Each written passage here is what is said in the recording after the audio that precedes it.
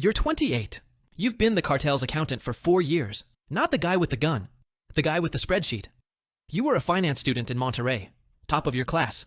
Clean family. Your uncle owed money to the wrong people, and one night, 2 men showed up at your apartment and said you could pay his debt with numbers instead of blood. 4 years later, the debt is paid 10 times over, but nobody's counting anymore. You know where every peso goes. You know which senators take cash. You know which banks look the other way. You know the real names behind 14 shell companies across 3 countries.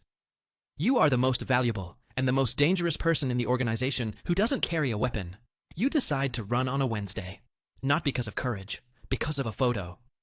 Your boss slides his phone across the dinner table and shows you a picture of a family in Sinaloa. Wife. 3 kids. Dog in the yard.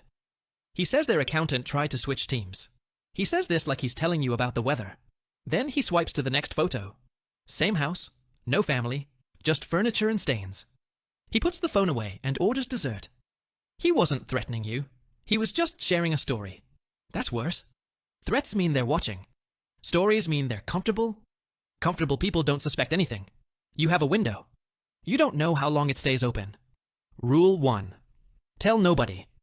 You learned this from the men who failed before you. Every escape story you've heard inside the organization ends the same way. Someone talked. A girlfriend. A cousin. A priest. Doesn't matter. One mouth is all it takes. So you tell no one. Not your mother. Not your sister. Not the woman you've been seeing for 6 months who thinks you work in international trade. You carry the plan like a tumor. It grows inside you silently. Some nights it keeps you awake. Some nights it's the only thing that lets you sleep. Rule 2. Don't change your pattern. The organization tracks behavior before it tracks movement.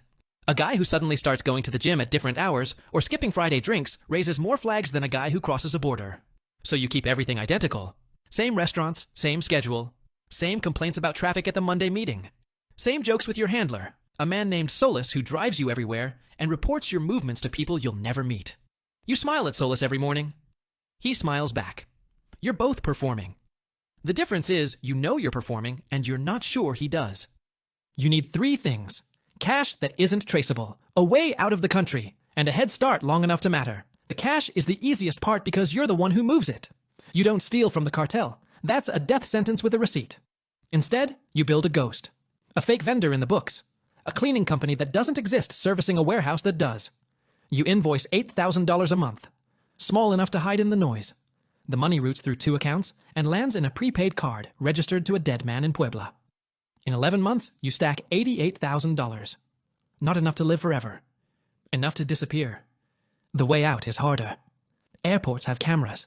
Cameras have facial recognition. The organization has people at every major terminal in the north. Bus stations are watched. The border crossings are obvious. You need a route nobody monitors because nobody uses it. You find it by accident.